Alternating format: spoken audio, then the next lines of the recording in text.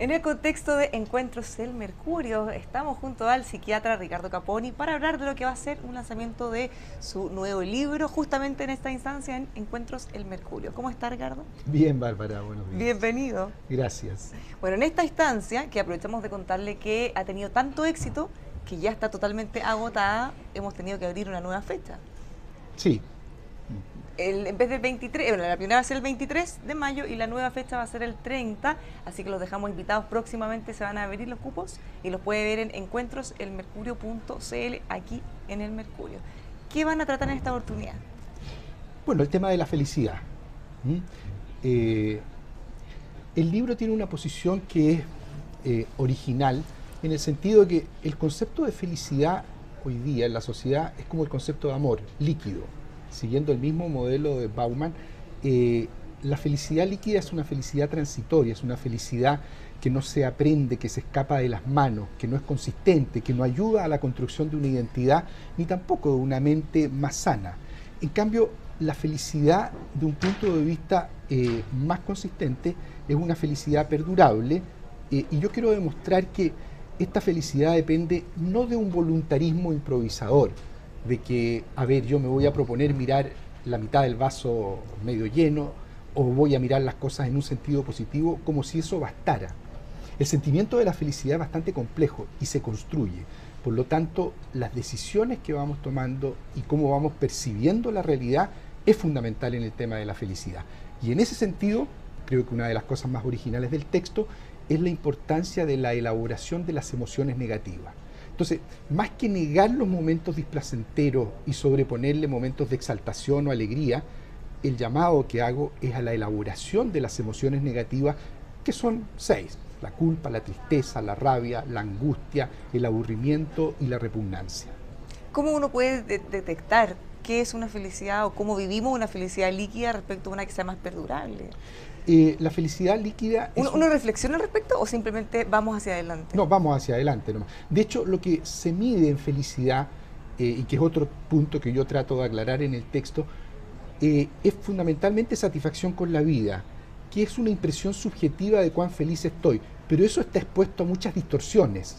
Y de hecho podemos, por ejemplo, en Chile ver que tenemos una satisfacción con la vida alta, 80% de las personas y uno de los lugares más altos en el mundo.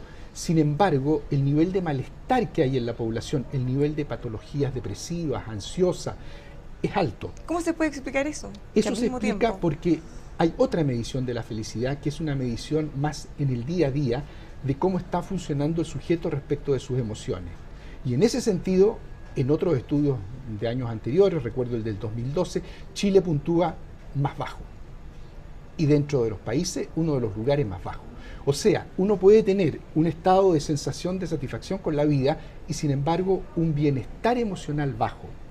Son dos formas de concebir la felicidad. No es que la una excluya a la otra, pero yo estoy poniendo el acento en la importancia de la felicidad como bienestar emocional, que es una manera mucho más sólida de mirar la felicidad. O sea, tratando de ponerlo en un ejemplo concreto, quizá uno podría estar feliz en cuanto a la familia que ha formado, a lo que ha creado, eventualmente si tiene hijo o no, o pareja, pero tener un malestar en el día a día, por ejemplo, en la movilización, en el trabajo, Sí, en alguna actividad, que son cosas pero, distintas.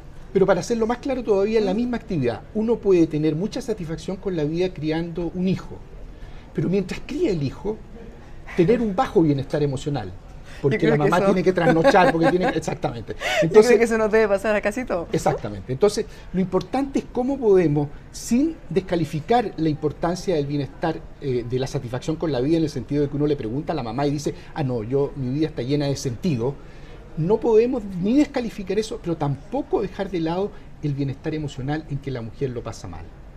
Porque así podemos tener altos niveles de satisfacción con la vida en Chile. Sin embargo, si le preguntáramos a las personas cuando están yendo al trabajo en las mañanas, cuando están trabajando en temas aburridos, cuando están siendo explotados, etcétera, ellos van a reportar mucha infelicidad. Tenemos que conjugar estos dos conceptos. Mi libro apunta fundamentalmente a cómo construir más bienestar emocional. ¿Y cómo podemos nosotros aproximarnos a eso? Como personas, desde nuestro punto de vista de Este es cómo lo un vivimos. tema complejo, por eso esto no es un libro de autoayuda, no creo en los libros de autoayuda, este es un libro para pensar el tema en profundidad, porque cuando uno piensa los temas, los seres humanos son muy creativos y vamos dando soluciones. ¿Qué significa pensar el tema de la felicidad en serio? Es mirar cómo puedo elaborar mis emociones negativas. La vida es dura y por lo tanto nos pone desafíos permanentemente, desafíos que tienen que ver con el ciclo vital. Pasar de la adolescencia a la adultez es un desafío, es una crisis. ¿Cómo elaboro yo esos desafíos y esas crisis? Es lo que va a determinar mi estabilidad emocional y mi calidad de vida. ¿Cómo se hace eso? Los desafíos nos estimulan a partir de las emociones. Hoy día el estudio de las emociones es un estudio muy bonito y que ha sido cada vez un área más importante dentro de la psicología y el psicoanálisis. Y las emociones entonces son las que nos dan señales de que aquí al frente tengo un desafío. Si pierdo algo, se activa inmediatamente la emoción de tristeza. Si algo me frustra, se activa inmediatamente la emoción de rabia. El punto es que cómo elaboremos estas emociones negativas van a ser determinantes en la cantidad de recursos que tengamos posteriormente en la mente para seguir enfrentando desafíos futuros. En el fondo, en nuestra estabilidad emocional. O sea, estos desafíos se van a presentar siempre, todos los días. Siempre, en el fondo tenemos que, quizás los niños se nota más y es más fácil de identificarlos, como la tolerancia a la frustración, por ejemplo. Pero los grandes nos tragamos esas cosas, las dejamos bien adentro y si no las manejamos bien... Claro, el problema es que frente a una situación de rabia que genera frustración, la reprimimos. Nada en la mente se disuelve por generación espontánea. Por lo tanto, eso se va a enlazar y se va a mantener ahí para expresarse en otro momento a través de una agresión hacia otro, descontrolada, o una autoagresión, psicosomatización o conductas autodestructivas. Por lo tanto, la elaboración de esa rabia que me produjo la frustración es fundamental. Esto yo lo hago en contraposición a lo que plantea la psicología positiva, que es lo que hoy día más predomina dentro de la cultura de la felicidad, que en realidad no hay que hacerle tanto caso a estas emociones negativas y que de alguna manera bajarle el perfil y que de alguna manera, como dice Seligman, se van a disolver por osmosis. Ese es un planteamiento que a mí me parece que no tiene en consideración que en la mente las emociones no se disuelven.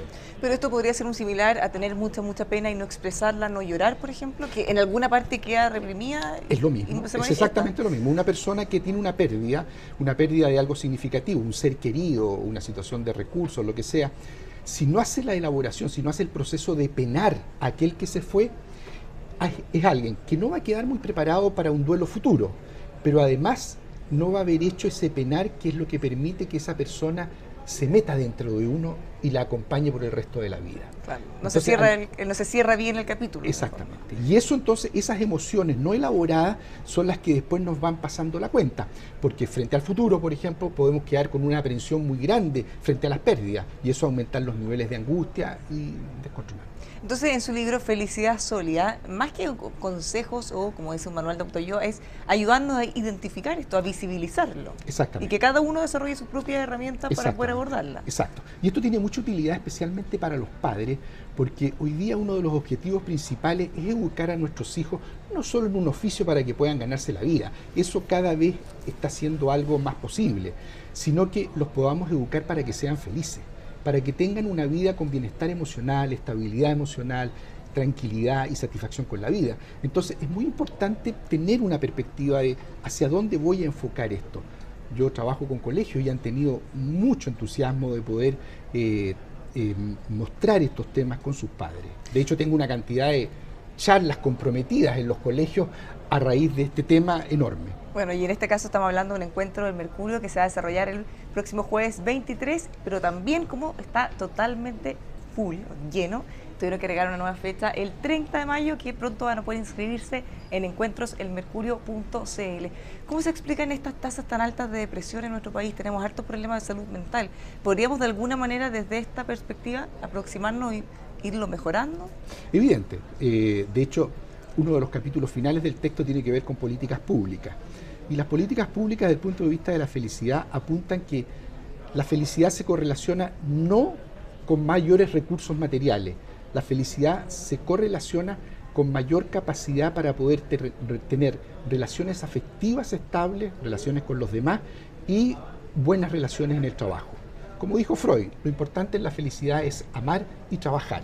Entonces, hay que preocuparse de que las personas en la sociedad tengan lo que se llama, que la sociedad tenga capital social. Y Y el capital social entonces es generar condiciones para que las personas tengan un buen pasar del punto de vista de las relaciones afectivas y de la relación con su trabajo. Y donde la relación con su trabajo no esté puesta en ganar dinero, sino que esté puesta en lo que se llama hoy día la motivación intrínseca, que hace que uno sienta felicidad a pesar de que esté haciendo un cierto esfuerzo. Esa es una cualidad humana maravillosa, o sea, la capacidad de poder pasarlo bien y tener felicidad en el esfuerzo. Dedico un capítulo yo en especial a ese tema, porque es una de las cosas más maravillosas, esto de poder ser feliz, no en la flojera, no en la pereza, sino que en el trabajo. Claro, haciendo lo que a uno le gusta finalmente. Exacto. Pero más que haciendo lo que a uno le gusta, descubriendo también que en lo que uno hace hay algo interesante. Cuando uno lo crían a través del premio y el castigo, no va reparando en aquello que genera motivación intrínseca, en el trabajo en sí mismo, va reparando en el premio que voy a obtener o en el temor al castigo que me van a dar.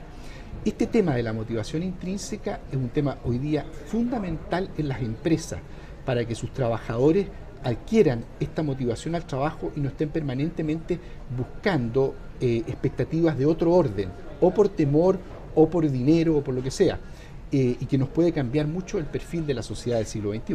Usted mencionaba hace unos minutos que la felicidad está muy ligada a las relaciones que uno va generando, relaciones personales, pero en una sociedad que pareciera ser cada día más individualista, no sé si es fenómeno solo de Chile o del mundo en general. Esa es una de las contradicciones más interesantes del siglo XXI, porque hemos avanzado mucho en el conocimiento del mundo interno, de la afectividad, de las emociones, y sabemos muy bien por dónde hay que caminar. Pero por otro lado, la sociedad con la tecnología y el consumo camina en el lado contrario. Ahora, lo interesante acá es que la cultura puede modificar mucho esta tendencia al individualismo, a las conductas adictivas, de hecho, el último estudio serio que hay sobre el tema internacional muestra que el nivel de felicidad en Estados Unidos estos últimos años ha bajado considerablemente y se cree que tiene que ver con la conducta adictiva hacia los aparatos electrónicos que ha privado de las relaciones afectivas entre las personas y que ha generado una cierta adicción a estos aparatos que después se traduce en otras adicciones. Ahora, lo interesante es que Estados Unidos es el que ha hecho el trabajo más categórico respecto de la felicidad, que es el estudio de Harvard, en que en un seguimiento por más de 70 años demuestran que lo único que tiene relevancia en la felicidad no es ni el dinero, ni la facha, ni el apellido, ni la situación social, es la calidad de las relaciones afectivas de la persona. Y sin embargo, a pesar de esa evidencia, vamos al otro lado. Se va para el otro lado. Así es el ser humano, lleno de contradicciones. Bueno, y justamente en este tema también se han abierto hartos debates respecto a cómo abordamos las relaciones de nosotros, los seres humanos y los niños, con los aparatos electrónicos. Sí, claro, eso es muy importante. Sobre todo los colegios. Eso es muy importante. Lo que pasa es que yo diría que hay dos grandes enemigos de la felicidad en el concepto en que estoy planteando. Uno es el estrés, que tiene que ver con esta incidencia en depresión después y en mucha infelicidad por el desgaste que eso significa, y el otro es la tendencia adictiva. Todos los seres humanos tenemos tendencia a quedarnos pegados en los placeres intensos.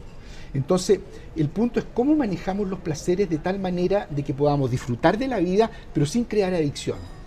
Y la tendencia adictiva hoy día en la sociedad, porque esta es una sociedad de la abundancia, es muy grande. Entonces tenemos que construir sistemas educativos al interior de las familias y de los establecimientos educacionales, que son los dos grandes pilares en la formación de esta disposición emocional y afectiva, a que no se queden pegados en los placeres adictivos y que aprendan a manejar los placeres para poder obtener una relación con la vida donde, si bien a veces los placeres intensos caben y son muy necesarios, predomine lo que podríamos llamar placeres más quiescientes, placeres más elaborados.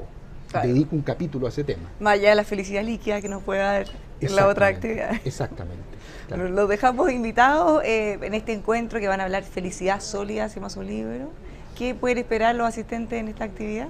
¿Encuentros El Mercurio? Lo más importante es que los temas complejos, lo fundamental es tener motivación a abordarlos. Cuando hay motivación a abordarlo y uno le va dedicando tiempo, se va aproximando al tema, va haciendo experiencia con el tema, a la larga va construyendo una mirada enriquecida, propia, que genera estabilidad, que genera consistencia, que lo hace una persona más atractiva.